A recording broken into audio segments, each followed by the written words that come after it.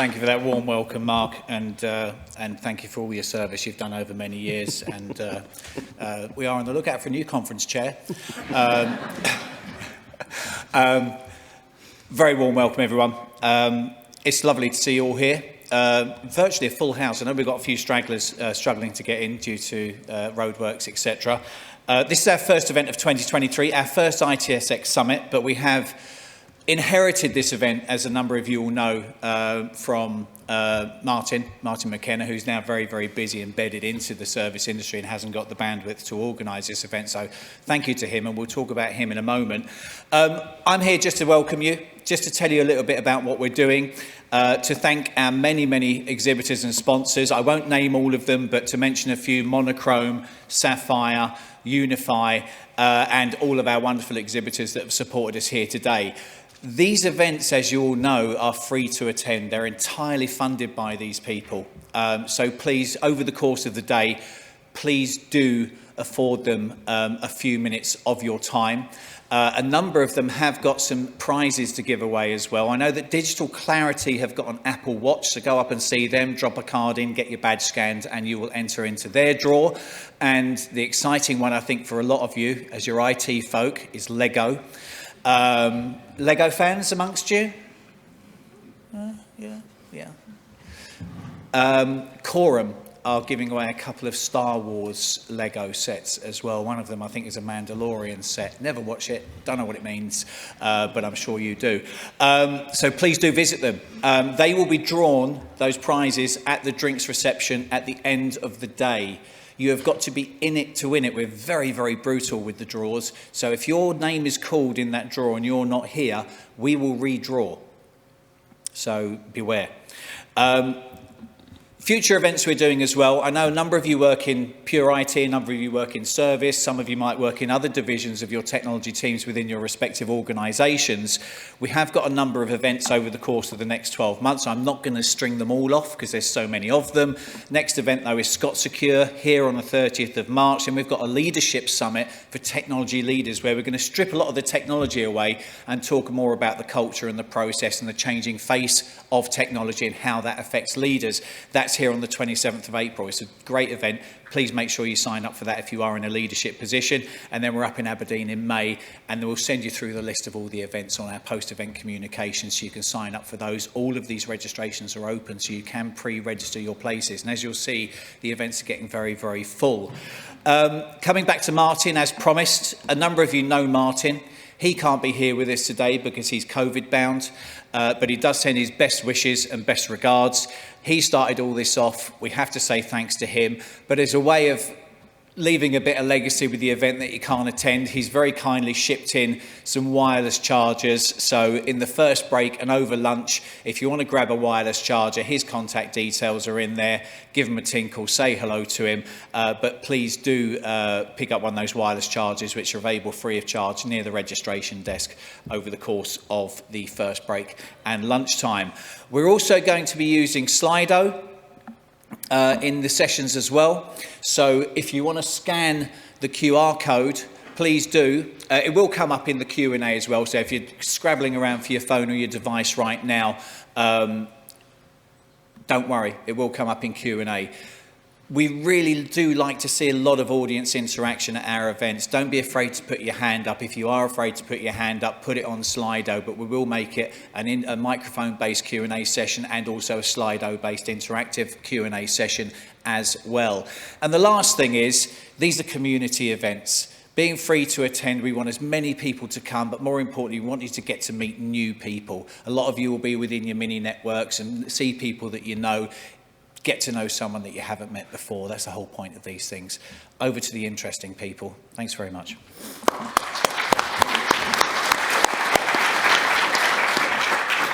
This morning we're going to be focusing on how to do more with less. And obviously there's a limit to how far that can go, but there are certain wrinkles, certain tricks of the trade that might be useful to you. Our first speaker this morning is David Marsh, Chief Innovation Officer for Monochrome. He's going to be talking about the importance of UX. So, over to you.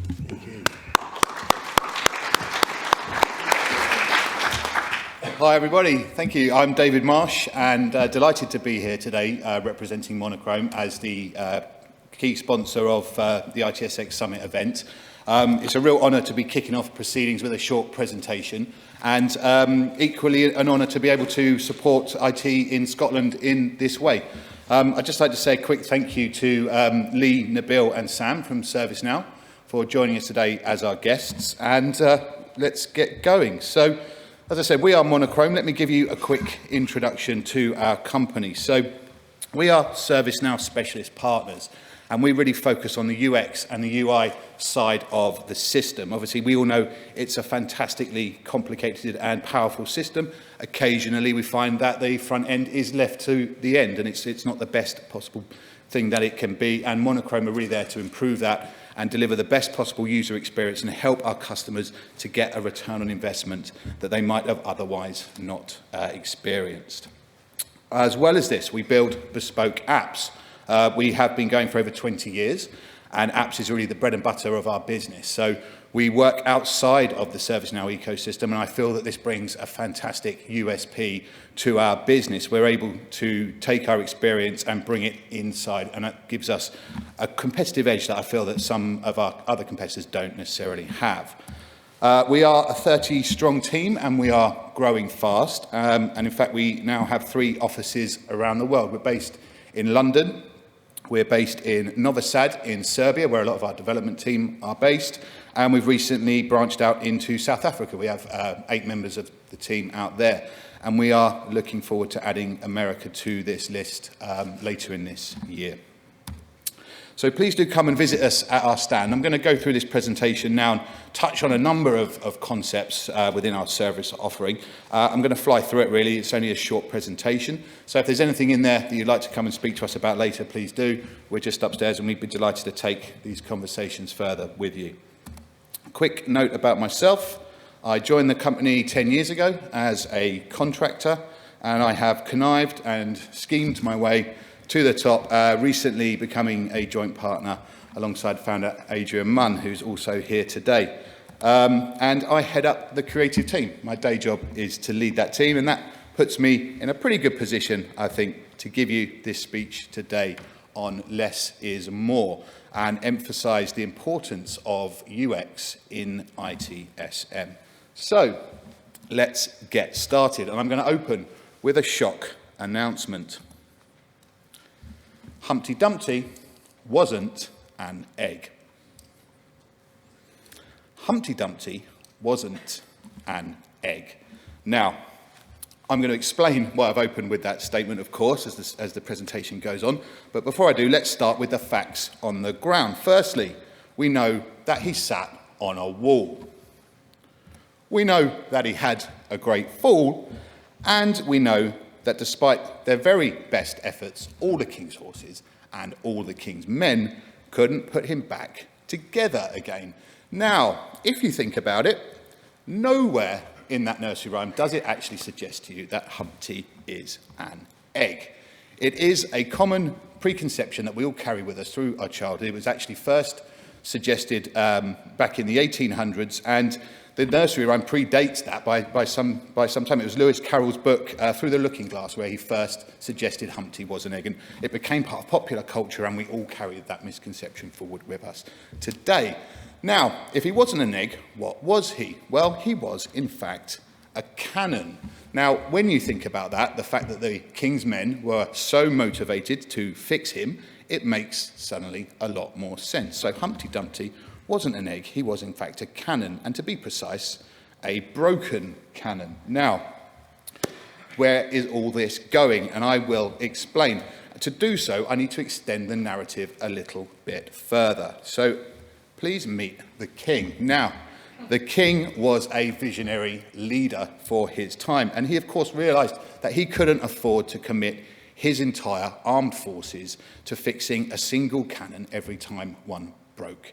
He needed to shift left, and he needed to empower his subjects to self-service. And so he put out the cry far and wide to collect together the finest service offerings in the land and create the first service catalogue. And you can see that on the back of this fine fellow here. He tasked his scribes with detailing the world's first knowledge base so that everything could be together and easily read through. And he, of course, tasked his head of IT with collecting all these things together and creating the finest service portal in the land.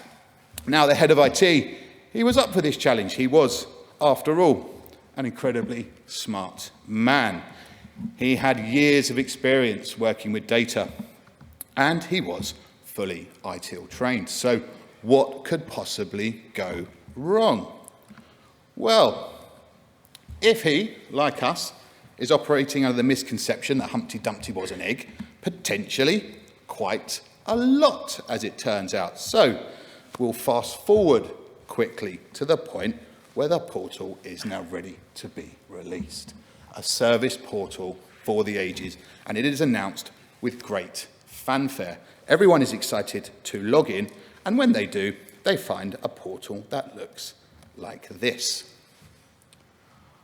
Oh dear. Now, the concerns that we have is that the head of IT may soon be having a conversation with his HR rep. So let's go through that portal now and have a look at some of the mistakes. Now, I would like to point out that this is a real portal. I've obviously changed the branding to suit the story, but essentially what you're seeing here is a portal as we received it from a client, a particularly large client, enterprise client with thousands of employees worldwide. And really, I'm picking on them here a bit, but these are common mistakes, and we see this time and time again. So it's worthy of me going through and highlighting the mistakes that we just see everybody making. Firstly, the poor use of branding. Now, that might just about be the right logo, but it's the wrong shape. I know I designed it, but if I hadn't, we would have brand guideline documents that obviously should be followed for a reason. And so often we just see these things getting slapped in with not too much thought for what's going on. So poor use of branding is the first mistake here.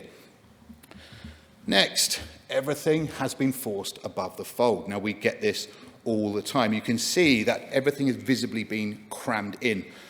I would suggest, looking at this, that it probably did have some design to it at some point. However, it's been through probably a number of stakeholders who have all insisted that no one scrolls and you absolutely have to fit everything above the fold. Now, you don't know where the fold is. Even if every member of your team has a 27-inch monitor, you have no idea what size browser window they might actually be viewing your portal in. So to design to the fold is a mistake from the start, and you just need to either accept that you need to reduce the amount of content or just allow users to scroll. It's a fundamental part of browsing any website or portal. So that everything being forced above the fold. They are over-relying on guided tours. We can see this very clearly. So what I suspect has happened is they had some negative feedback. Things aren't easy to find. No one can navigate the portal. We know we'll chuck a guided tour in. In fact, we'll chuck 3 if you look at this particular page, top right, bottom right, and they're in the header, 3 guided tours to try and solve what is clearly a fundamentally broken user experience. So that is not the way to use guided tours. Inappropriate use of imagery and icons. Now, this is a real pet hate for me. You can see here, the icon on your left is a hand, believe it or not, but it's actually a wider image. It's kind of been squashed in there. The one on the right is some sort of alert with some balls around it. It's kind of irrelevant. And they are clearly not of the same set. And they're certainly not part of the brand. So this is a mistake we see all the time. Straight on Google, grab an icon, that'll do. Well, it really won't. The lack of snackability or rhythm. I mean, there is a couple of more advanced design concepts here, and I won't dwell on it too much, but I think one of the key things to point out is just the lack of alignment. If you look down the left, that red line is just showing you that essentially, when you're building a portal like this, you are putting together a jigsaw puzzle. If you have thousands of pieces to work from, you need to find 10 that are going to fit together, and you need to fit them together. It is not the user's job to build the jigsaw puzzle themselves. That's your job. And this has just been left half complete, and it's now down to us as a user to understand what's going on here when things are clearly very out of place. Report an incident. Now, this terminology will be familiar to everyone in the room.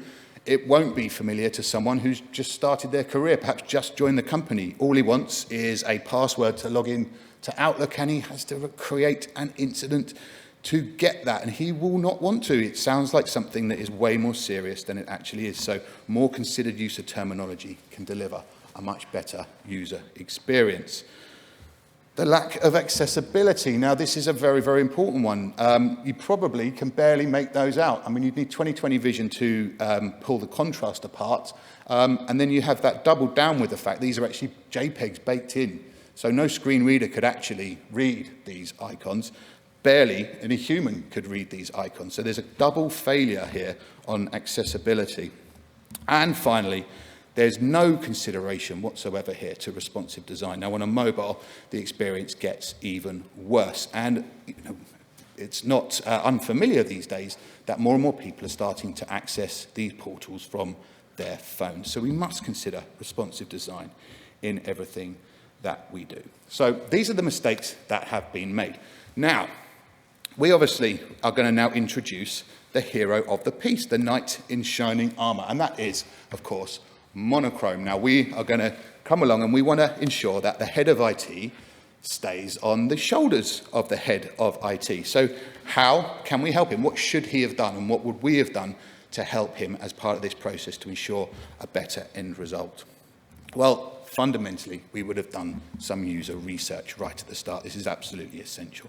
That would have revealed to us that Humpty Dumpty was in fact a cannon and not an egg, and that there are several other personas that we have to consider when building our audience for our portal. So we're going to have 4 in our example here. We'll just run through them quite quickly. A loader, he puts the cannonball in. A rammer, he rams it down into the cannon. The primer, who is ultimately responsible for firing the cannon. And the sponger, someone who is going to clean and cool the cannon. Now, each of these represents a potentially different type of persona that's going to log in, but they're also going to bring to the party their own particular set of characteristics, and we can see these here.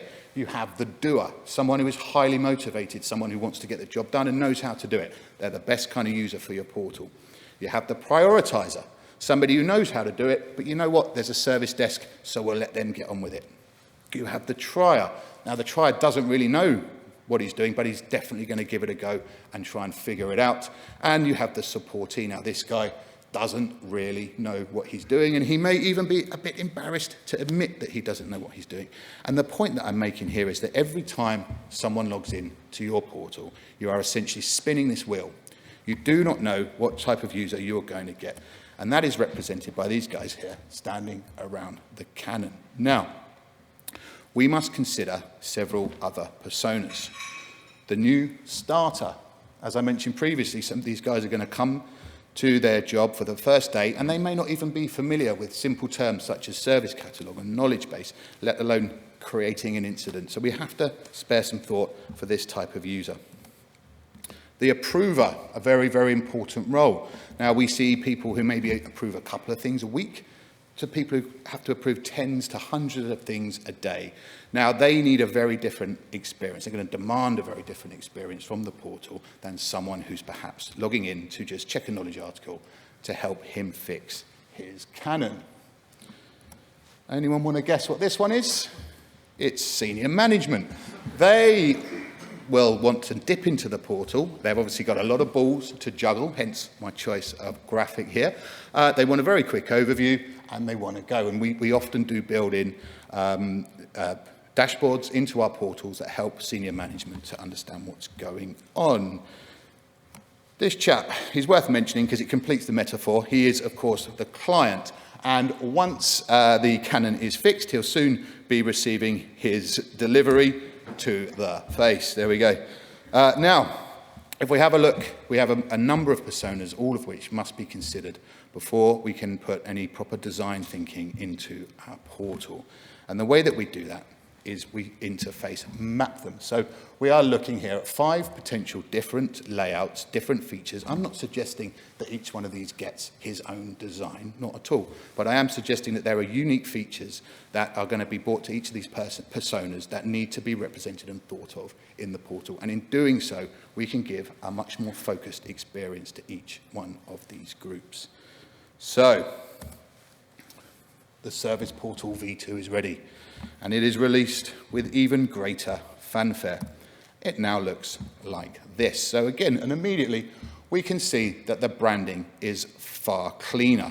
Now our actual version uses a lot of animation. We can show you the version upstairs later at our stand, but obviously this is just going to be a static representation of it for the moment. But as the portal loads, I'm greeted, and I get this. So look, we've moved a long way. We've got a very, very simple interface here now. The branding's been fixed.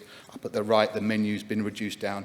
And we have a simple question for the user. How can we help you? To which he can respond, or she can respond, of course, with 3 possible answers. I wish to search for something, I wish to check something, and I want to report something.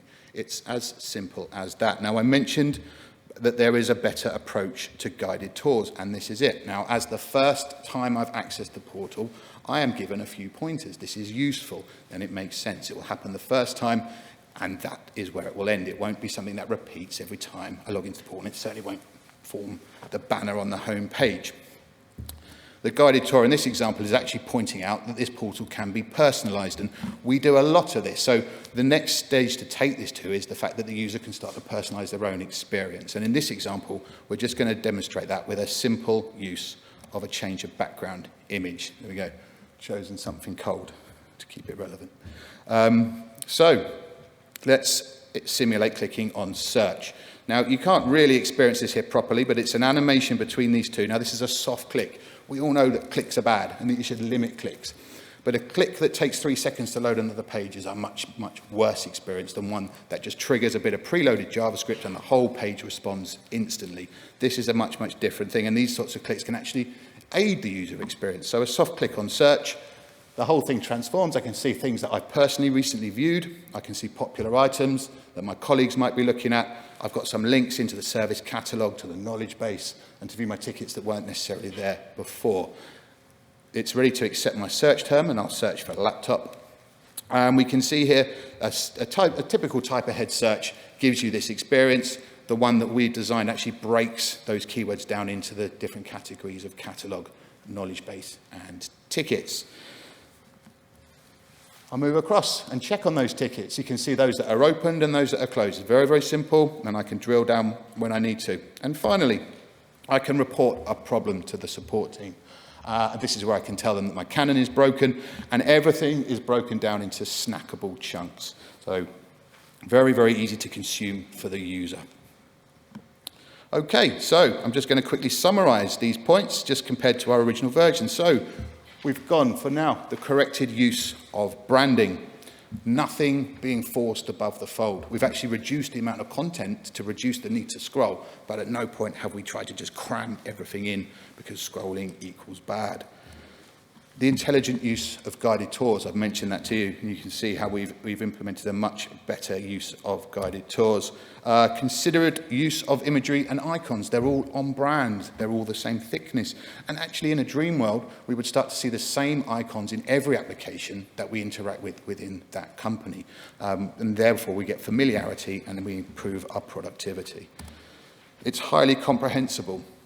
Everything is in bite-sized chunks. It's very easy to just glance at it for the first time. You know exactly where you are and you know what's going on. It speaks the language of its users. We've taken away that create an incident. Now, there's nothing to stop you bringing that back for other personas, but for the basic user, it's better to avoid that terminology we have found. It's fully accessible. Everything can be read by a screen reader, and all the contrast ratios are, of course, perfect for anyone, regardless of any visual impairment they might have.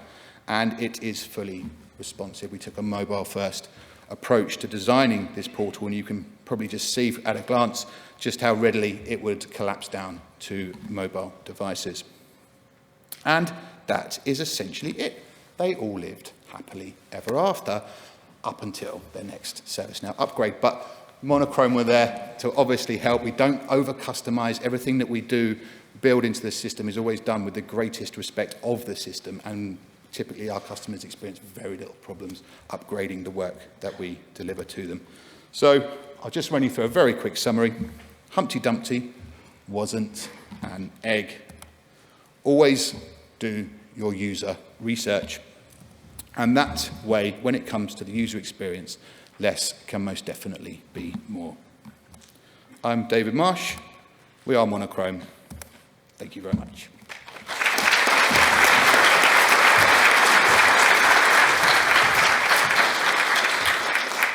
Thanks very much, David. Does anybody else remember when Boris Johnson addressed the CBI and started talking about Peppa Pig?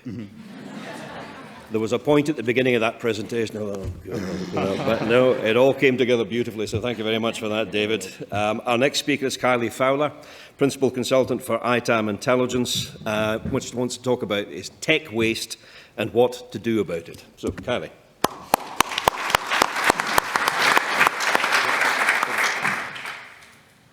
Hi everybody, thanks very much to the Digit team for inviting me today. It's really nice to be asked, to be honest. So my name is Kylie and I am an independent IT asset management consultant. And what I do is I help organisations think about how to get the most out of their IT assets.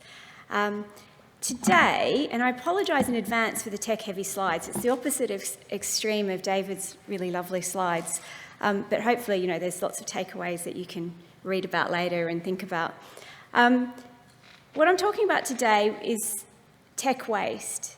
It's a problem that has many dimensions, and I wanted to walk through some of those different dimensions and think about what we can do within our organisations to reduce the problem. And it's not just about hardware, I have to add as well.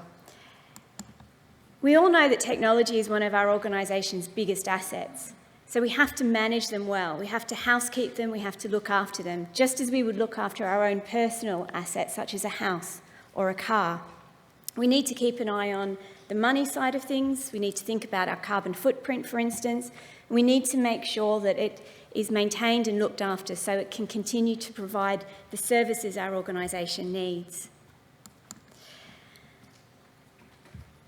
One thing that us technologists are really, really bad at is hoarding. We do it all the time. It reminds me of one of my partner's friends. His name is Jeff, and he's lived in his flat for 20 years, and he just let things build up and up and up to the point where you literally just could not see the floor. It was covered in junk.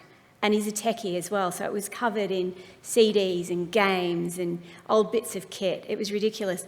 But his landlord told him that he needed to clear it all up because there needed to be an insurance inspection or something like that. And because he'd been there for 20 years without keeping an eye on things, without making sure that he got rid of stuff that he no longer needed, it was just really hard for him to take that step to even start doing something about it, let alone clear the house in time for the inspection. You know, he had this deadline he had to meet. In the end, my poor partner ended up spending 3 weekends helping Jeff sort through his flat to get to the point where you could actually see the floor and there was nothing on it. And it reminds me a lot of how us technologists work. We let things go in terms of our old technology, and it gets harder and harder to do something about it. We build up tech debt and it just becomes more difficult to move forward. So our tech waste comes in many forms. And in particular, there are 3 classes of IT asset. There's hardware, software and cloud. And we need to manage our tech waste across all 3 classes. And the tech waste can be physical, as in hardware. It's financial, we can waste lots of money. We can waste carbon, and as I said, we can build up tech debt, which just makes it really hard for us to start looking forward and doing the things that our organisation needs us to be doing. So let's start with hardware. The biggest issues around hardware is the fact that it's physical. It builds up, it fills up our stock rooms, it gets old, and it becomes a really big challenge to get rid of, just like it was a really huge challenge for Jeff to start clearing out his flat. We struggle with the old stuff because it gets old, it doesn't work as well, it may not be compatible with our newer software. And of course, just physically disposing of it is a huge challenge. That physicality is you know, it's something else. This stuff is heavy, there's so much of it. So when we're thinking about how to manage our tech waste, we need to think about it holistically throughout the life cycle of our hardware. We need to think about how long is its useful organisation how long is its useful life in our organisation, and is it possible that it might have a useful life after we've finished with it, after it's no longer compatible with our software, so we need to get rid of it. Somebody else might be able to use it. And of course, complying with the disposal regulations is really critical. I know of a company that in the last couple of years was fined $60 million because their disposal vendor made off with a truckload of equipment that had really confidential data on it. So make sure that that disposal side of it is that you're really on top of it, because it could cause huge problems. And the other thing about hardware is that we focus a lot on our assets because they're the financial assets. So laptops, desktops, servers, networking equipment. But we also end up with lots and lots of peripherals. And we all know peripherals become obsolete as well. So our stockroom can end up with just as full of peripherals as anything else. And they also can cost us a lot of money. So what do we do about it? So hardware is where there's a big chunk of carbon waste as well. So we need to think about our energy efficiency and our embedded carbon within our hardware equipment. And what the ratio is of those two things can help us manage our IT equipment most effectively as well. So servers and networks are used really intensively through their life. So the majority of their carbon footprint is in the electricity they consume. Whereas laptops and desktops aren't used as intensively. So the embedded carbon, the carbon that is released when they're built and at the end of life when they're broken down and recycled, is actually the largest portion of the carbon footprint. So if we can find a way of getting our laptops and desktops to be reused at the end of life, we're reducing our carbon footprint. As I said, do your due diligence on your disposal vendors. Make sure they're complying with the environmental regulations, and also make sure they're not going to make off with your confidential data. And think about your peripherals, because they are a big source of waste. And it might be a good idea to think about whether or not your employees are aware of their own obligations when disposing of peripherals, because a lot of our peripherals end up in our employees' houses. So let's talk about software. Again, compatibility issues and the need to continue maintaining and supporting software are a key driver of tech waste for software. It's not physical in the same way as hardware, but it still becomes a massive issue. And it's in software that we really build up tech debt, which then makes it really hard for us to innovate and move forward.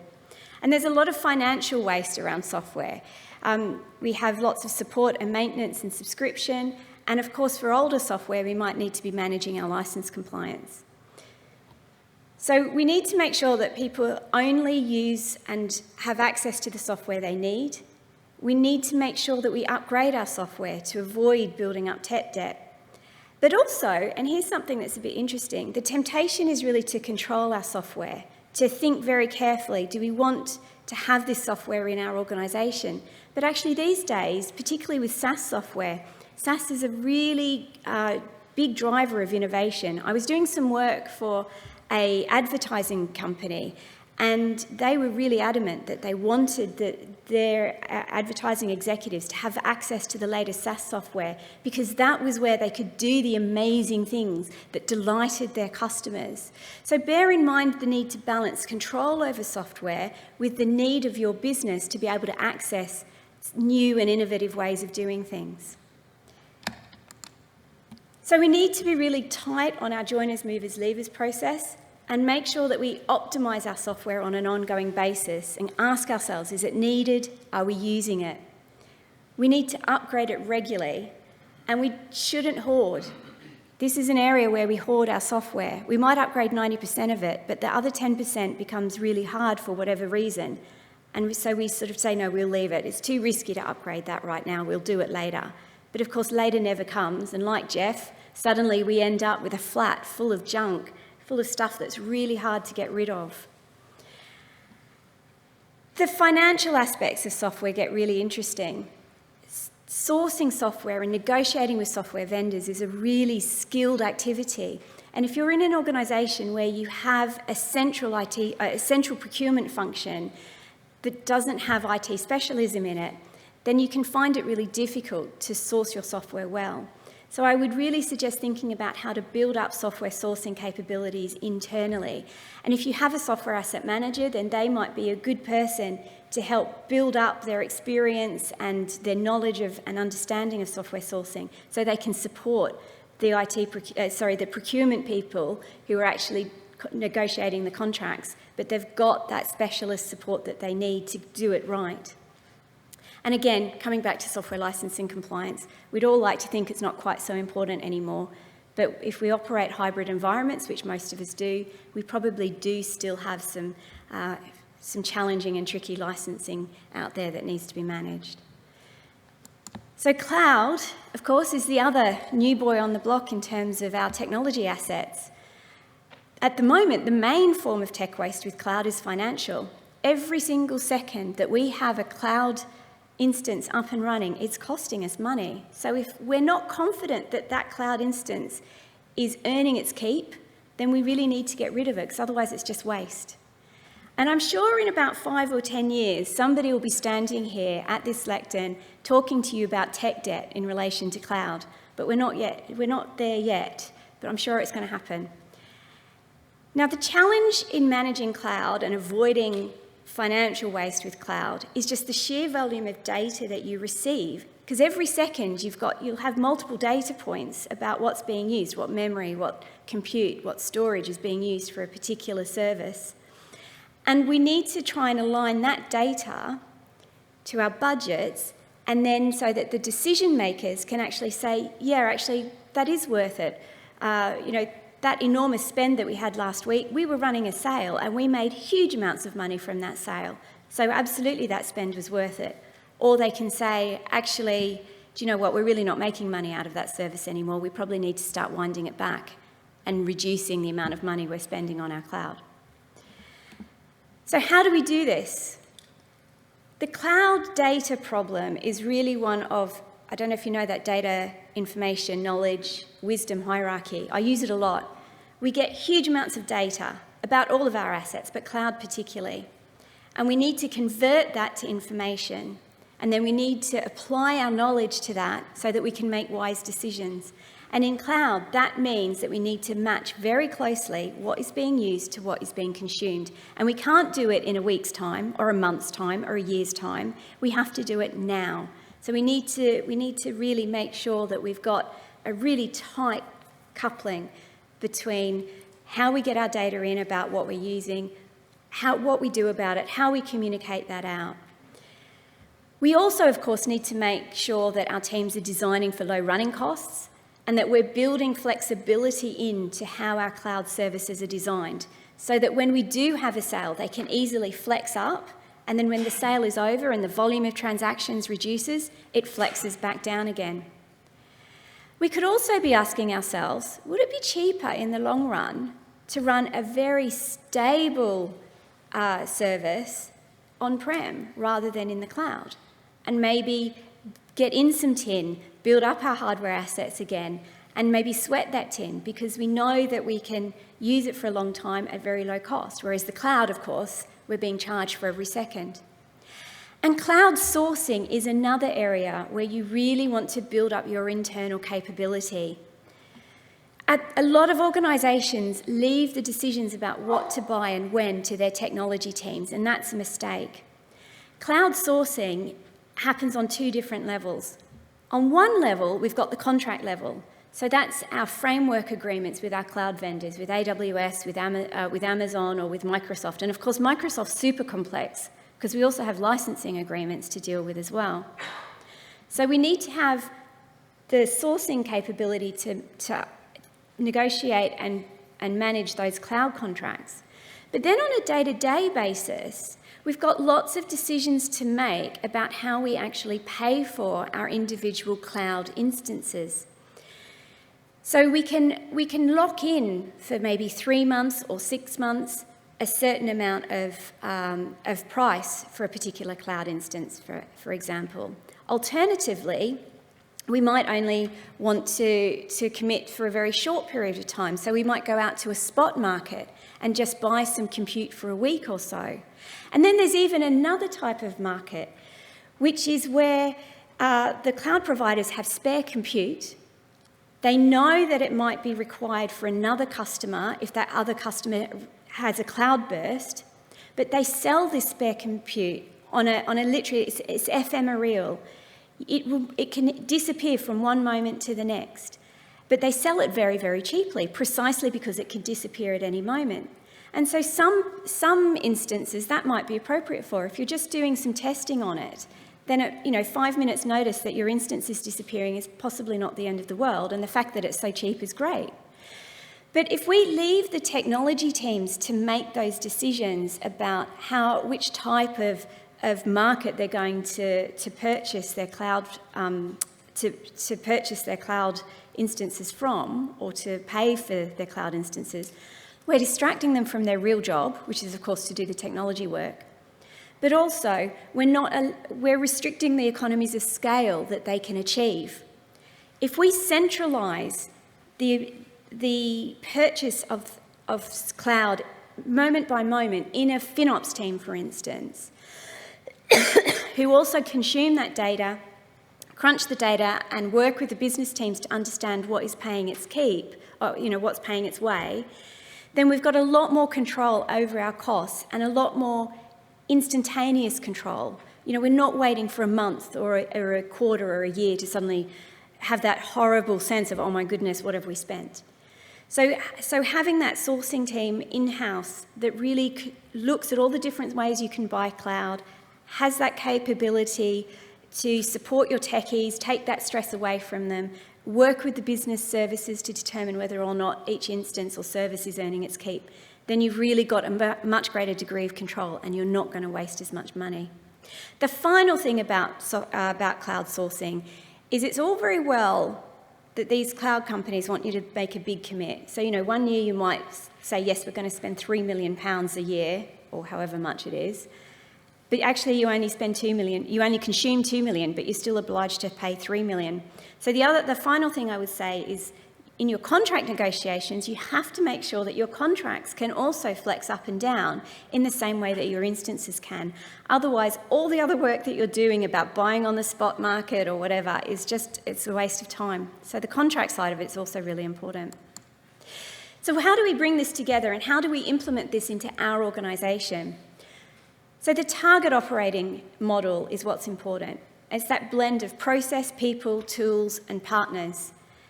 The processes are interesting because we've got to have the processes which pull together what are we going to do, analyse the data, make recommendations, but then we've also got to have people doing the actions and actually implementing our recommendations.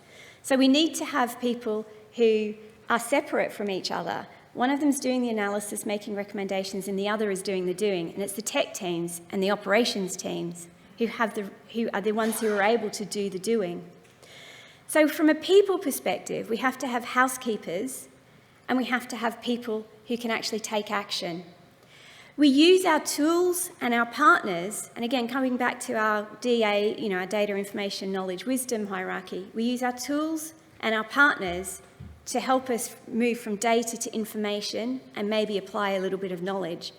But it's the internal people, our internal governance teams, who take that information and knowledge and make the wise decisions, make the recommendations, understand that no, we're not going to buy some new licenses today because we're going to upgrade in 6 months and that requirement will go away. A partner doesn't know that, a tool doesn't know that, but that's what we know, that's what your people know. So I would say, think about your operating model, think about other housekeeping roles that you might need to implement. And if you're still finding that your housekeeping roles, your IT asset managers, your financial managers are coming to you with problems that never seem to go away, then I would suggest that the problem is with the process level. The link between recommendation and action has been broken. And I'd say go away and think about how we can make that link happen again so that the recommendations can be turned into action and we can actually do something about our tech waste. So thank you very much.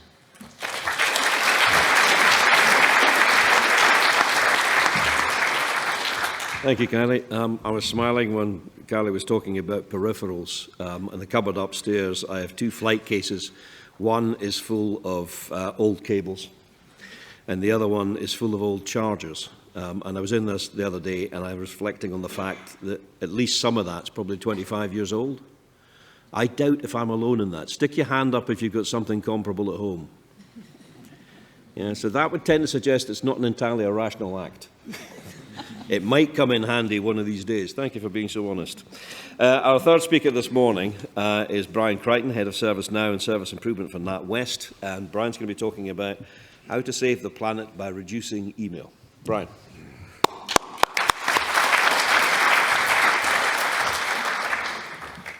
Morning. It's great to be at a physical conference rather than the virtual stuff, and it's amazing what you learn. So already today I've learned that a data centre is just an extension of Jeff's flat, and that Humpty Dumpty isn't a children's nursery rhyme, it's actually a P1 update about a major incident for a cannon. So hopefully you'll learn something in the next 20 minutes. So what for NatWest Group, or Royal Bank of Scotland, as you might know it in these parts. It's a leading UK bank with 19 million customers, spread over retail banking, the key brands being Royal Bank of Scotland and NatWest, private banking, Coots, which is for customers of net worth of more than £1 million, and commercial and institutional banking, which also covers NatWest, Royal Bank of Scotland and NatWest Markets. Since Alison Rose became CEO, or Dame Alison, as I should say now, over 3 years ago, the company changed to being a purposeful organisation, and a key part of that strategy was the climate agenda. And the bank started facing into that way before a lot of other companies started to do that. In fact, we were one of the key sponsors in COP26. NatWest is a group climate ambition to be net zero by 2050.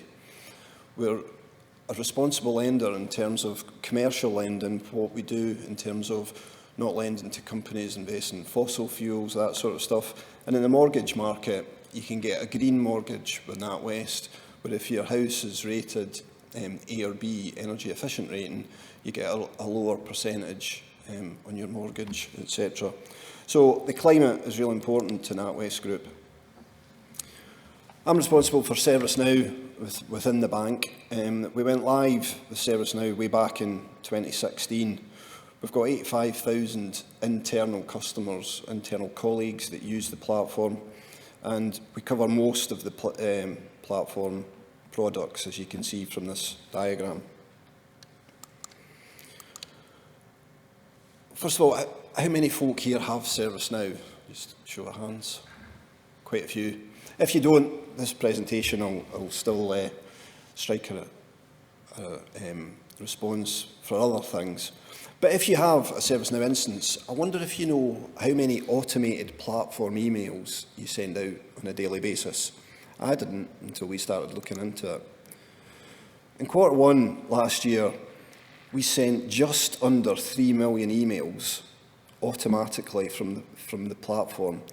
That's roughly 44,000 emails a day automatically getting sent out. Now, a typical email is responsible for 4 grams of CO2, and that's after a study from a guy called Mike Berners-Lee at Lancaster University, who's seen as a worldwide expert on carbon footprint and technology. Interestingly enough, his brother Mike Berners-Lee invented the internet, so I bet they have fantastic conversations at Christmas. So, 47 tonnes of CO2 is produced a year by my platform, spewing out emails. Roughly, to visualise that, 1 tonne of CO2 looks like 500 fire extinguishers. You'll have passed them on the stairs and the door on the way in, read things about that size. 500 of them for a tonne. It takes 50 growing trees, like that one out there, 50 of them a year to absorb 1 tonne of CO2. So, for my email generation, that's 2,500 trees breathing just to absorb that waste. Email is a workplace habit. Okay, so we'll do a wee experiment. If you can stand up, stand up. If you can't, just raise your hand or put your head to one side or something. Oh no, audience participation. Okay. So it's Saturday morning, you're not working, okay? You've got the day off. So you get up, grab your coffee, pick up your own personal mobile phone, what's the first app that you open, okay? If it's weather, I want to see what today's like, decide what I'm going to do, sit down. Okay? If it's Fitbit or something like that, to see, did I get a good sleep? I used to wake up and go, do I feel fresh or do I not? That determines whether I had a good sleep. Now I check my Fitbit and it tells me if I had a good sleep or not, and then I feel good or I don't. Sit down if it's anything like that. Okay? Sit down if it's the news. You want to see what's been going on in the world while you've been asleep. Okay? Sit down if it's something about your favourite sports team, or you want to put a wee bet on William Hill or something. Okay? Sit down if it's social media, if it's Facebook or Instagram or something like that. Okay? Sit down if it's anything else apart from email. So the people that are standing, go-to app, first thing on a personal device is email. Not very many people, is it? Okay, we all sit down. It's now Monday morning and you go to work. Don't say that anymore. You used to go to school, you used to go to work. Now you don't go to work, you just work. So you're working either in a physical place or at home, and you log on to whatever device. Hands up if the first thing you open is email. Almost the polar opposite of what we do in our private life. Email is a work-enforced habit. It's not the way we choose to live. We'll all have seen the dreaded email newsletter at work. So if you've had a fantastic weekend, found this new craft beer, it's really great, I want to tell my friends about it, or you've done this at the gym, or wasn't it great, Man United and Rangers won again at the weekend, and you want to tell folk what a fantastic weekend you've had, do you, on Sunday night, get out your laptop, open up Word, start creating a newsletter, put in photographs of what you've done and all this, and then email it around all your friends and family? No. But when you go to work, that's how we behave. How many folk got an email newsletter in the organisation they work this week? Everyone. Email is a workplace habit. Email was invented in the 70s and wider used in the 90s. I've got nothing against the 90s. I got married in the 90s. My kids were born in the 90s. Rangers and Man United were dominant in the 90s. Oasis, top of the chart. 90s was a good time. But we don't have to keep that technology.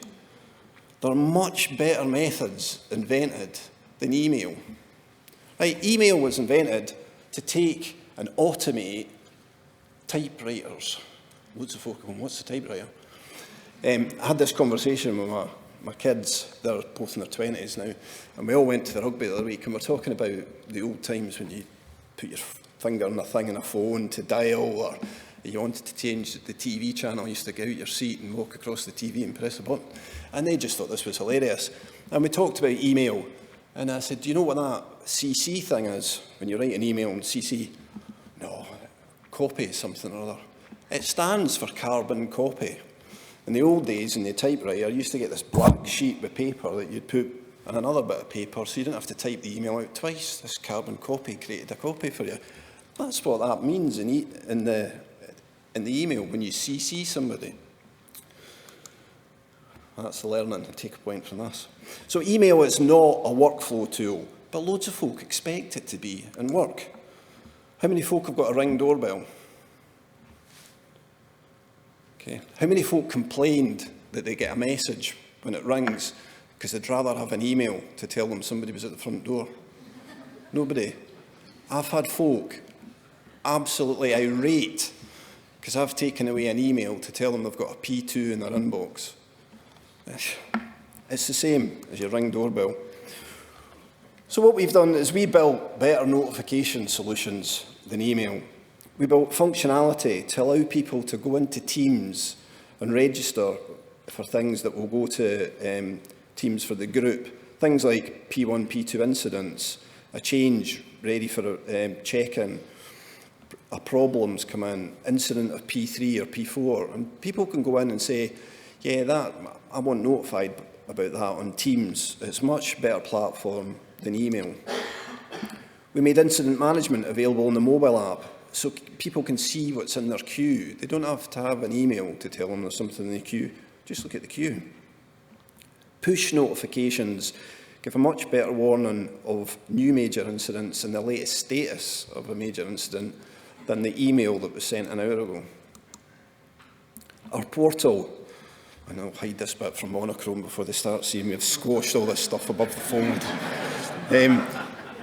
Anyone can see the major incidents that are open.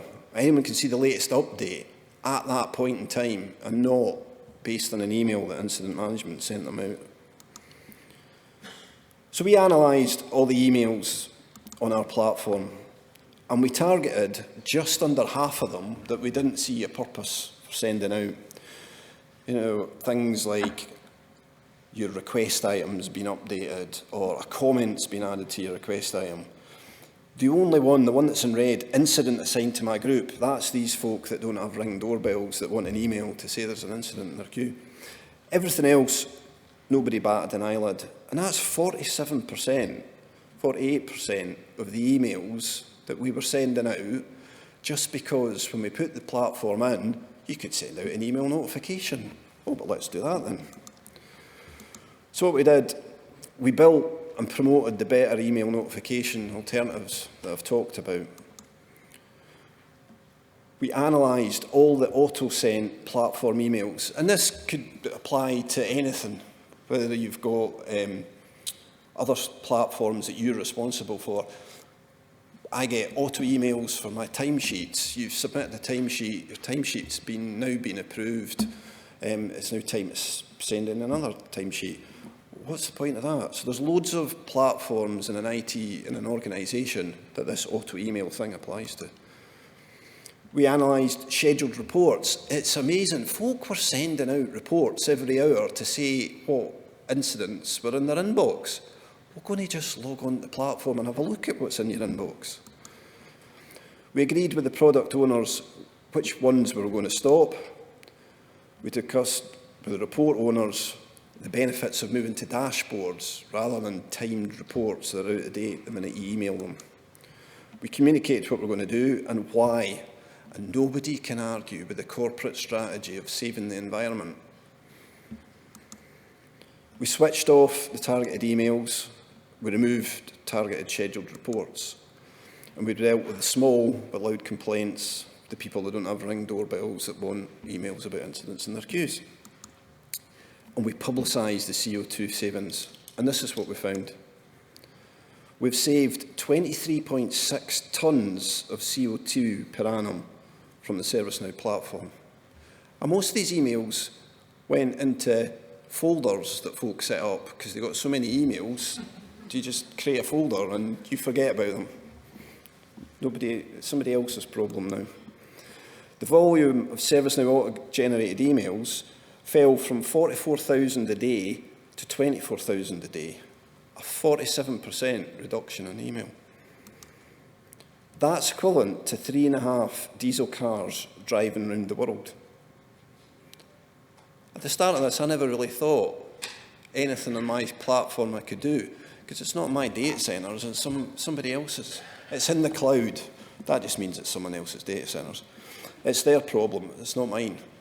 But then, looking at email, 3.5 diesel cars I've taken off the road. And then we started looking at ServiceNow being a platform for purpose. So other good things we could use the platform for, rather than there's an incident or there's a change you need to approve. I love this picture here. This is the actual text message we sent to all our India colleagues in March 2020. And if you look at it very closely, it says that the colleagues will have to go and work from home on March the 21st, probably until March the 31st. So this went to 13,000 colleagues. In India, it was you have 24 hours to get somewhere and then you ain't going to be allowed to move. And lots of people wanted to go back to their villages, back to where the family was, if they were going to be locked down for a week. So this message got around the entire organisation in India, 13,000 colleagues, within 45 minutes using the ServiceNow platform. So it's put to good use. I did bring this up with the head of major incident management. He said, yeah, but you do notice on that text it doesn't say what year it said. Another good use for the ServiceNow platform was oxygen concentrators. So in India, the second wave of the pandemic was worse than the first. People started having real issues, couldn't get hospital appointments, couldn't get oxygen concentrators to breathe. So we built a request form where people in India could request an oxygen concentrator for themselves or family members who were needing it to breathe. That was kind of a good feeling that your platform was being used, again, for purpose. We sent out, during the pandemic, more than 30,000 pieces of kit to people's homes, whether it was a proper seat or a desk, or a Chromebook, or a couple of monitors or keyboards or whatever. And we used that in the platform with the automated survey on what you thought. And it was really good, because what we started doing was we started cannibalising all the kit that was in the offices that we weren't needing anymore and sending that to people's home. But people were getting keyboards with the A key missing, or somebody's lunch from yesterday underneath the keyboard, and wasn't the best thing to do during the pandemic. So we got that back as feedback in the surveys. So we just stopped doing that and just sent out new keyboards and new mice to everybody. And that changed the satisfaction scores. Again, key that the platform has been used for that and not the stuff that it was originally bought for. And the last one is, as part of being a purpose-led organisation, we give everybody 3 days off a year to go and do some volunteering days for whatever they want. And we've built a portal that shows people the opportunities. If someone's arranged a tree planting day in Edinburgh, folk can volunteer for that, or helping at schools with money sense and things like that. And that portal has improved in the pilot the number of volunteering or the use of these volunteering days up 47%. So from looking at just email and how we get rid of email and save CO2, we've looked for other purpose-led reasons on the platform, which gives you a good feeling. So what next? Checking for email notification is now in our peer review of code. So when we look at code against our standards, we look for email notifications and ask the question, is it really needed? What value does it bring sending out these emails to keep that email volume down? Individual teams notification, we're doing more and more of that. And we're looking at now removing the email updates on there's a new major incident, or here's the latest status of a major incident, and forcing folk to go to the mobile app to get that stuff there. That's going to save thousands of emails a day and free up people that have to key them or take information out of the incident record and put it in a good format and send that down around the distribution list. So we're looking at that. And then looking at storage. So again, it goes back to the previous presentation around waste. Just storing information takes more DASD, takes more disk space in data centres, needs more power, needs more cooling in data centres, uses carbon. So again, it's a good thing just to reduce storage. So we started looking at the amount of storage our ServiceNow instances take and trying to reduce that.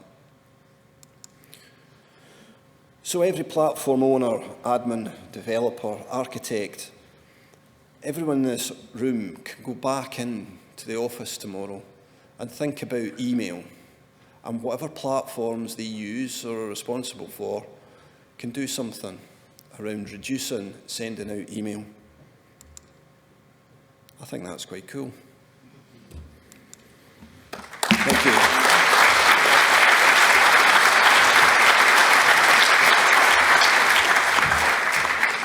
My wife and I have friends, Phil and Linda, who spend half the year in Turkey.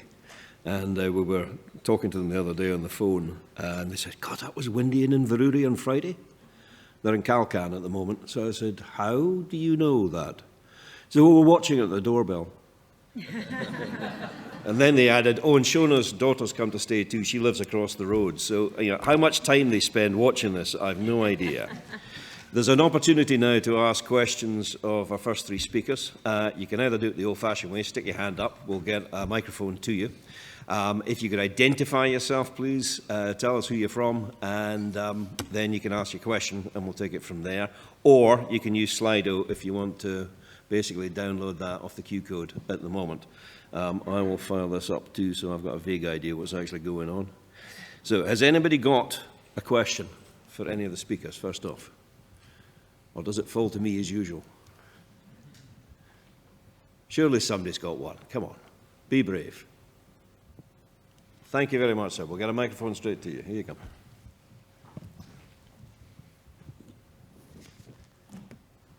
Thank you. I just wondered, regarding the email CO2 generation, I will go back tomorrow and I'll raise this with some colleagues, but knowing my colleagues the way I do, they will also say, but what's the CO2 generated by notifications or messages? And I was just wondering if there's any metrics around that you know of. So there is. So You'll need to lead forward into the mic. yeah, it works. Yeah, there is some work being done on that. So I think the general Teams or electronic push notification is around 25% of the cost of an email. But that 4 grams for an email is a basic vanilla email, not with graphics or attachments. Any email with them, the CO2 is even greater. But yeah, I think other stuff is looked to be about 25% of that of an email. When you talk to your colleagues about this, how seriously do they take it? They see email as like a safety blanket, and oh no, you're going to take the emails away. No. But when you actually look at the usefulness that they provide it, and provide that through a mechanism that they use out of work, they kind of get it. And it's back to email as a work-based habit. Yeah, you do use email in your private life, but you don't. It's not the go-to thing. If you want to go out for a few beers with your mates, you don't email them. You know, you'd use other methods. So it's just changing a mindset between what we've been conditioned to in work and how we behave outside work. My youngest daughter uses it extensively at work, but as a means of proving what the communication was. It's almost a safety blanket, Kylie, so that she can then turn around and say, but listen, we laid this out clearly then, and then. So, I mean, do a lot of people use it for that? Oh, yeah, I think so, absolutely. My partner has been working for a major supermarket for 25 years, and he has archives and archives of emails. And, you know, there was something came up a couple of years ago where he was almost going to have to go to court for his tax things. He works in finance. And, you know, he was able to pull up emails from 15 years ago that provided evidence to HMRC that actually they weren't trying to diddle their tax, basically. So from the archival perspective and being able to have those records that go back, it really can be quite important. But of course, I guess, you know, back to your point of you manage that storage issue by archiving things and, you know, making sure that you're using the right medium, really, aren't you? For what is needed, yeah. How do you recommend, David, that, you know, people communicate? Well, thank you for that question. How do I recommend that people communicate? Well, clearly in ways that don't involve the need for planting many, many more trees. So I think I absolutely advocate everything you've said, and I'll certainly be also making changes to my personal habits and look at that within Monochrome when we were a tiny company. But of course, we can certainly make a difference. Now, I know we're guilty of sending a lot of attachments around for sure, which, as you just mentioned, really does compound the problem. So yeah, we'll absolutely be looking at that. Loose way of answering your question. Yeah, no, that's absolutely fine. Any other questions on the floor? Right up at the very back there. I don't know if Pete, I saw Pete was. Don't sit down, Pete. We've no time for that. There we go. Hi, Brian. Anthony Brawley from ServiceNow, actually. And I'm quite taken aback by what you've just told us about there. I'm kind of keen to understand, have you actually fed that back to ourselves about the savings that you've actually made? Yeah, I've talked on the subject at ServiceNow User Group Manchester, and through Anthony, our account manager, I'm working on a white paper case study to go up on the ServiceNow website. I think it would be really valuable moving forward, and I'd like to try and make a commitment to you today that I will raise this internally to try and share what you've shared with us today to some of our customers. So I'd love to work with you on that moving forward. Yeah, it's like customisation in the early days of ServiceNow. We rolled it out in 2016, so you could customise because you could. You could send loads of email notifications because you could. Whereas now I think a lot more people are savvy around not customising ServiceNow, and also not just switching on every email notification that comes with the workflow, but to think before you send it, and with integration into Teams and other things, there's more efficient and effective ways of notifying. Do you not think part of this is a drive that people want everybody to feel included? So send email to everybody, whether it makes sense or not. I don't think it's from an inclusion point of view. I think I've heard CC stand for other things, starting with cover. That was a great fact, by the way. Yes. That was a top fact. Yeah, I'll be and that's what you dining do. out on that. You send it to the people that you want something to do, and just in case I'll do this, and I'll let my boss know, and I'll let that person with there know, and I'll let that whole team know. And I think lots of folk in email set up a CC folder, and if you're copied, they just put the email in there, and you never read it, which again is just electronic waste and CO2 waste. But Yeah, I remember the first time somebody emailed me from the other side of the room, and I was really angry. I mean, genuinely angry. I thought, why? Why don't you just come across and talk to me? But again, I don't know. Is it just my experience, or are people more inclined to do that nowadays because there's a distancing effect? That it's actually easier than going and talking to somebody face to face or picking up the phone? What's the general experience within the room? There is no general experience within the room. Extraordinary. Right. Can we get a microphone to that lady there, please? Thank you.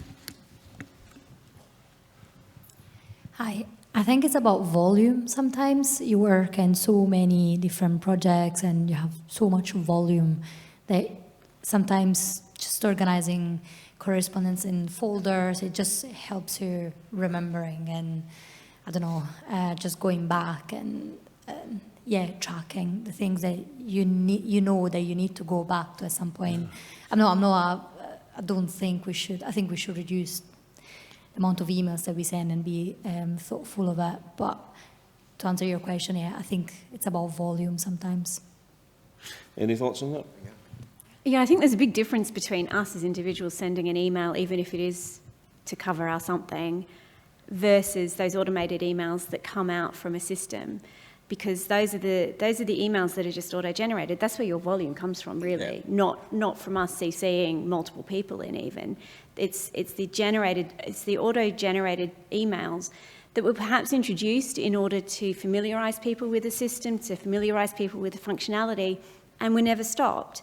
So I think it's really interesting. It must have taken you huge amounts of work at the people level as well, to go through the system and think about every single email that was being sent and think, is this necessary? Can we send it in another way? It probably triggered some really interesting conversations as well. Yeah, and when you ask people, why do you think it's necessary to send that email, they couldn't answer it. It was just the workflow allowed you to do that, so thought it would be a good idea. Yeah. Stuff's come in on Slido. This is for David from Katie Irvin, who claims to be allergic to microphones.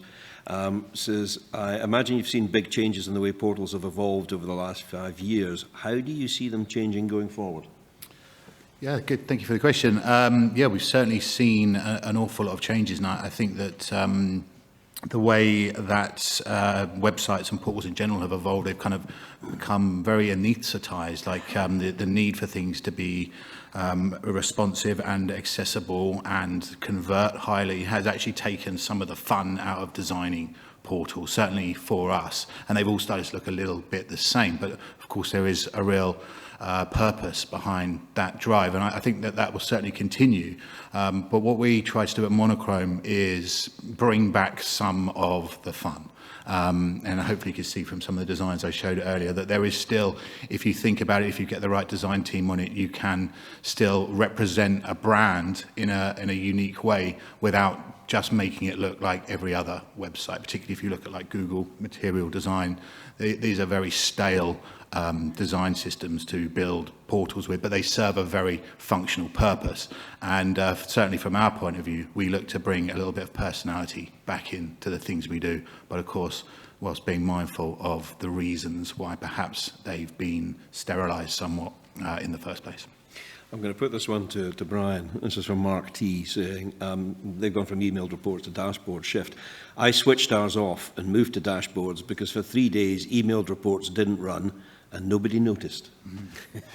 Yeah, we found scheduled reports that the people that initiated them have left the company, and the other people never understood why they got the report sent to them anyway. So yeah, it is good to look at scheduled reports for emails and no matter what systems. I mean, I still get stuff for Yammer or Facebook at work to say someone's done something on a post, but so to get emails for those systems that are there to replace email in more collaborative ways is kind of ironic.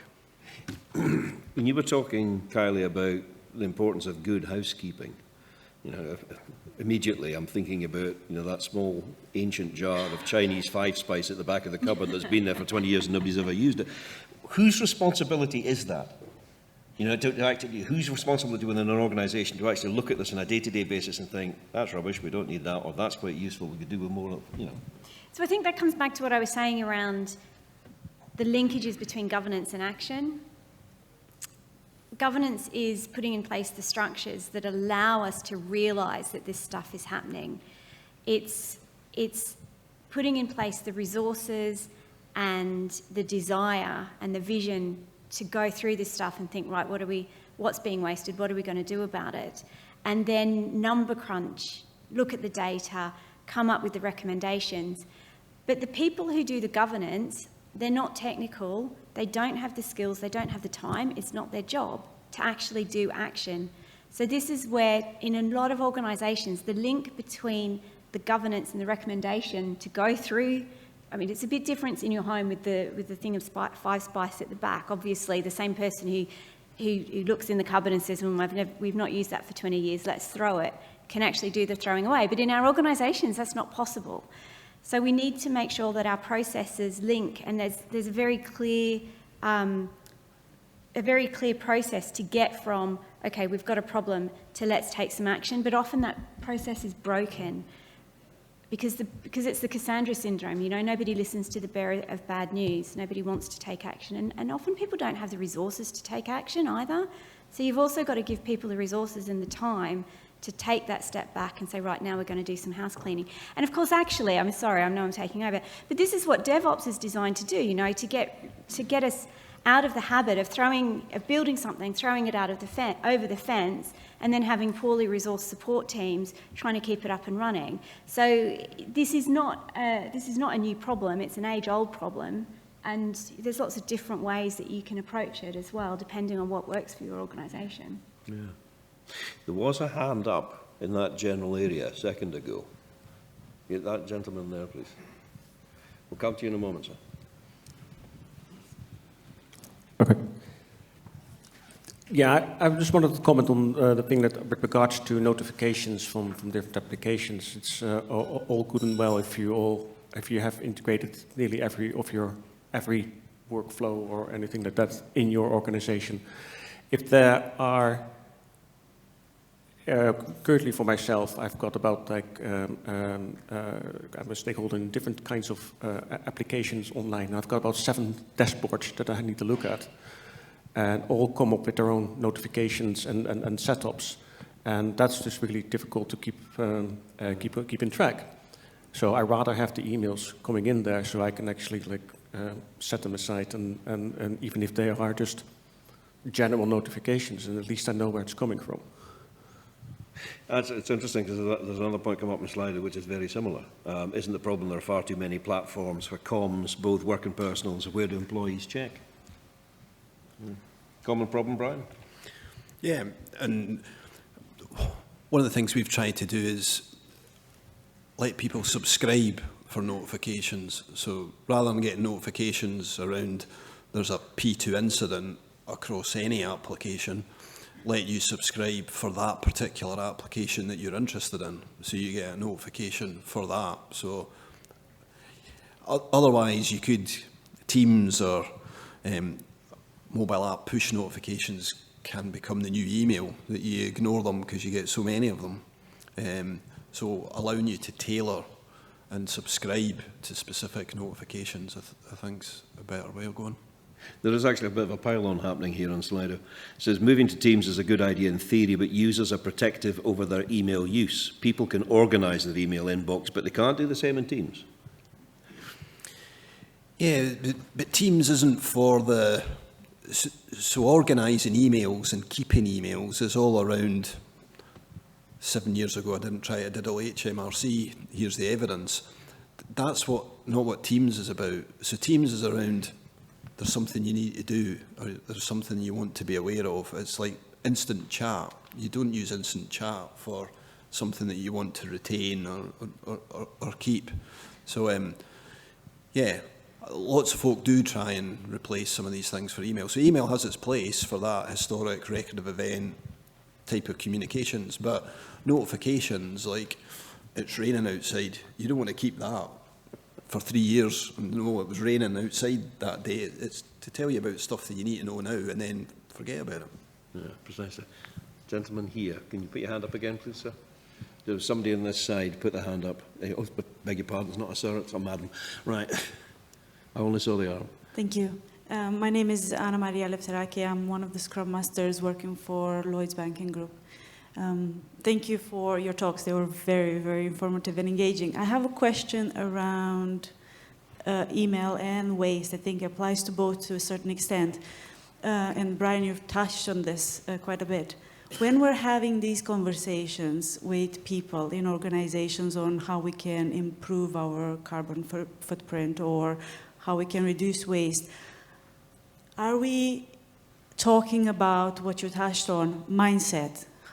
Are we talking about better ways of communicating? Why is that important at the level of, behavior and the way we think and report to each other? So there were a few comments in your conversation that kind of drew my attention to that, because it sounded almost like we need to have a conversation around, do we trust each other? What are our values? Do we really need to keep track of everything, right? Thank you. You want to answer that, Brian? Yeah, it's around what method of communications do you use for what things. And within NatWest Group, we have employee-led networks around various different things like inclusion and climate's another one where anybody can be part of that group, and where they identify waste or things going on that's bad for the climate, they can raise it, and then they'll create action groups that will go and do things against that, as well as the formal corporate objectives around reducing power and cooling on data centres and moving to green energy supply data centres and all of that kind of formal stuff. We have those mechanisms to allow colleagues to raise ideas associated with climate stuff. So, yeah. But it also comes back to that question you had about effectively trust within an organisation. It's absolutely human to think, actually, I don't entirely trust you, pal. I'm just going to keep a record of this. You would agree, Kylie? Yeah, and I think sometimes it's entirely necessary, particularly if you are in a regulatory function or where you are dealing with, I guess, organisational, really important stuff that needs to be stored and archived. But I do like that sense that you brought up of let's trust people and start not being quite so anxious about CCing everybody or sending out the emails to absolutely everybody who might receive them. It's a really nice thing, actually, this move within technology to trusting people more and to sort of and I guess it's driven by agile, isn't it? But it is. I really like the way that we're moving in that direction, just as an industry. As a company, David, how do you? I mean, when you go in somewhere, how do you go about facilitating change, making change palatable sometimes?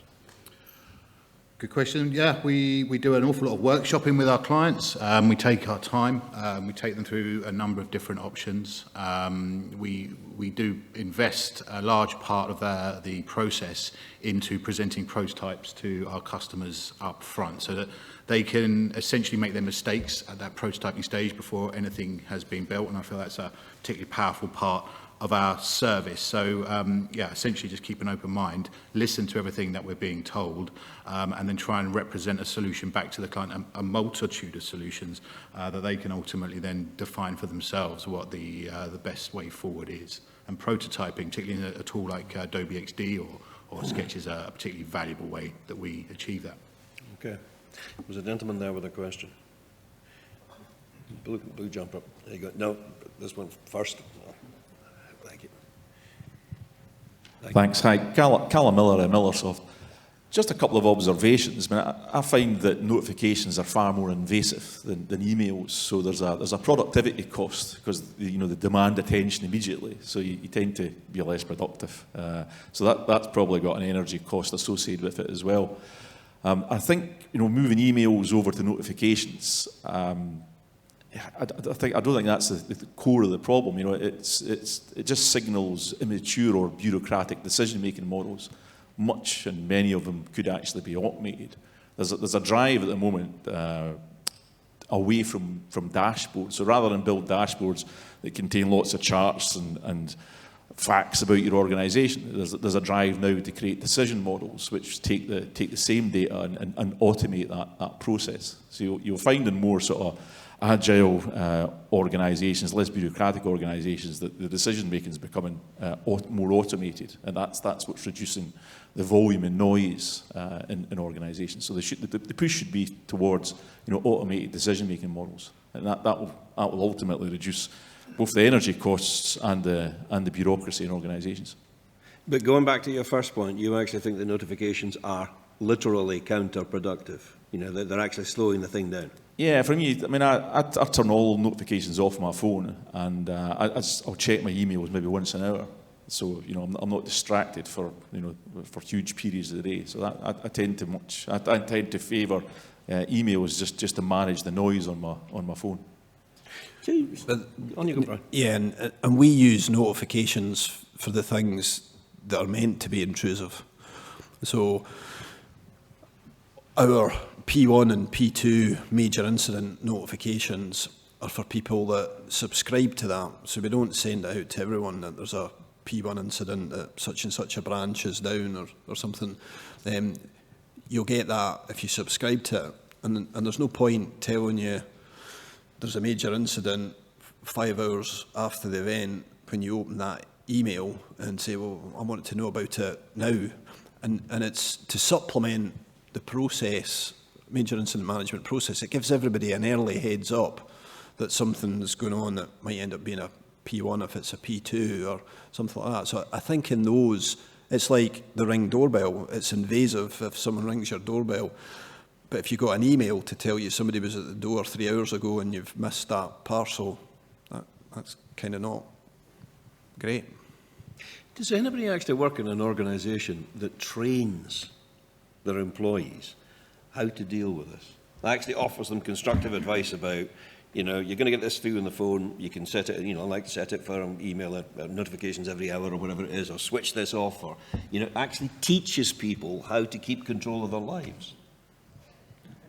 I think the mistake is lots of systems have email notifications switched on by default, and not many folk go in and switch them off. They just divert the emails to folders rather than having the email switched off by default. And if you want email, you have to proactively do something, because human beings won't normally do that. That's why the government changed the pension scheme contribution so that you're automatically registered for pensions, because they found people weren't going and doing that. So you've got to physically unregister yourself from the company pension schemes, because that's the way human beings behave. So all these things that send automated email notifications, I think, should have the defaults toggled to be off rather than on. That's a really interesting point, actually, because in my own personal email, every now and then the amount of spam I get builds up, so I'll go through and I'll start unsubscribing to all the rubbish that I'm receiving. And never ever has occurred to me to do that for anything related to work. Never occurred to me that I could even have the ability to do that in an email, let alone actually think, I feel empowered to say, no, I don't need this now. Yeah. You think certain managers might not take it personally if you unsubscribe them? Which I had never thought about it because it had never occurred to me. Brave new world in which we live. This came through from Scott Caldwell. How do you see the problem of waste tech developing in the next 5 years? Do you see the problem getting better or worse?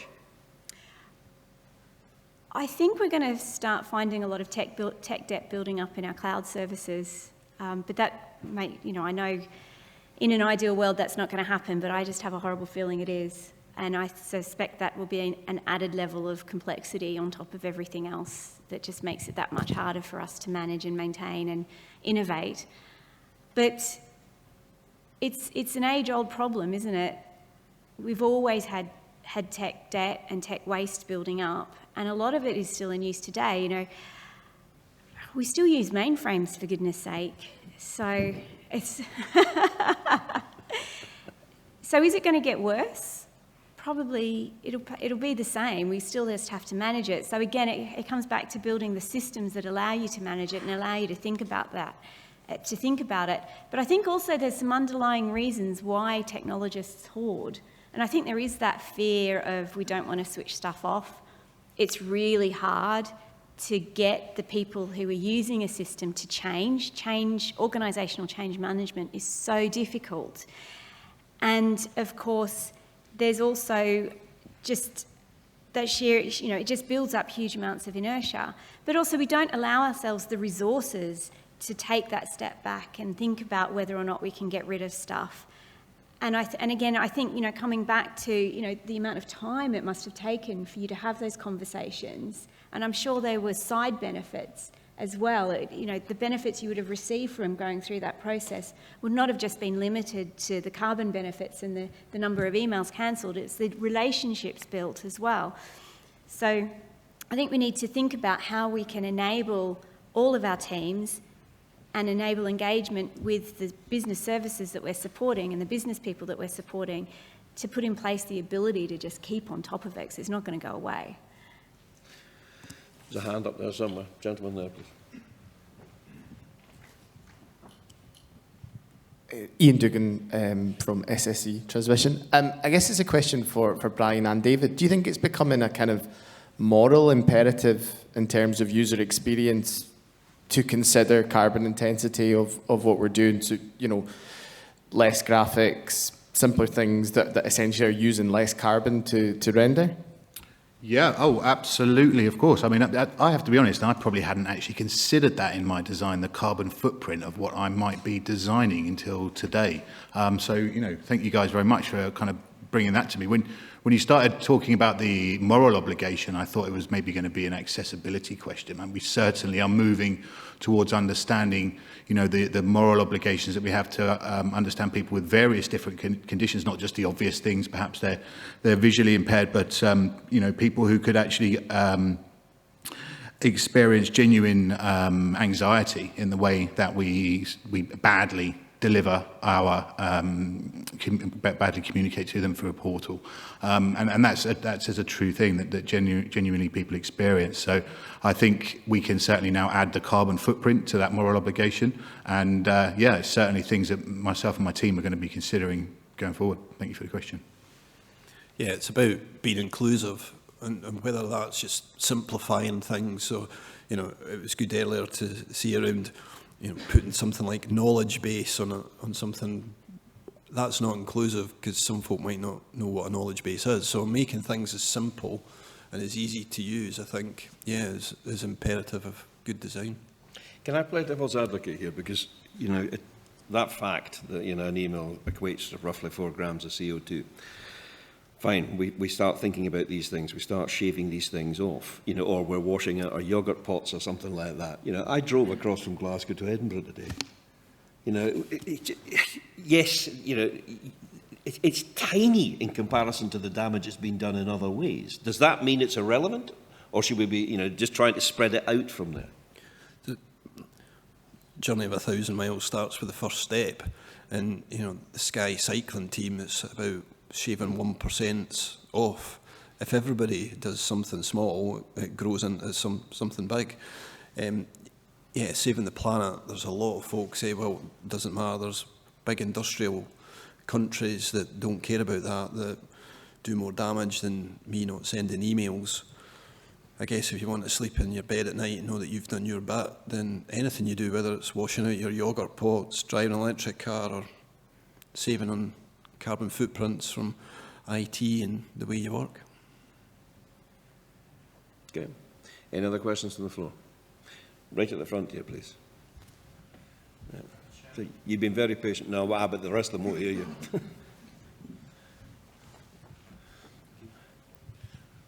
David, I was just wondering if you've ever had a scenario when you've gone into a client or a potential client to develop a portal, whether you guys have had to walk away because they're not listening to what you're suggesting and they have an agenda of what they want that doesn't really reflect the advice you would give. Have you ever had that kind of scenario? Yes, that's actually quite familiar to me. I wouldn't say that we have ever walked away. We're a small growing business. I'd like to think we can get to a point where maybe we can start cherry picking our clients at some point in the future. But for the moment, no, we take the work as it comes to us, of course. And I think a large part of my job is managing some of those expectations as early as I can, and trying to present myself as someone who, they are paying for our services. So we would presume that you would like to listen to what we have to say, and that's not always the case. And I think design is incredibly subjective, and it's one of these things that everybody has an opinion on. That's fair. When it comes to actual user experience, if I can prove to someone with data that their opinion perhaps is right, but in a different set of circumstances, like tactfully point out they're wrong without calling them out, then that would be the sort of approach I'd take. But yes, it is a familiar scenario, and I do, of course, accept as part of every day that everybody has their own subjective view, and I just try to manage those the best I can without actually walking away from the client. Could I ask you to put the microphone back to that gentleman? Just one quick question. Have you? No, I've got to feed the kids and pay a mortgage. But Brian came into the bank after ServiceNow had been implemented, and I think there's a lot of evidence to suggest that when it was initially put in, there was pressure to actually make it look like existing systems rather than reflecting what the power of what ServiceNow can do. So that's where my question was coming from, really. So we've had to unpick quite a lot of things over the last few years to kind of enjoy the power that ServiceNow has. Okay, thank you very much for that. Thanks for being so honest. Just if I could add something slightly to that, we've recently done a portal for a company that has really embraced the fact that they have hundreds of thousands of applications on their platform, and they're trying to put design systems in place that can give this continuity across all of them. That's incredibly challenging to do inside ServiceNow without unnecessarily customizing the portal. But I think we've pioneered a few techniques that have started to allow us to do that more and close the gap. But to make it genuinely seamless is currently impossible, really, without taking on a huge amount of technical debt that you would argue maybe is not actually worth the reward. Okay. Can I ask you to thank our first three speakers, David, Kylie and Brian, one more time, please? Thank you.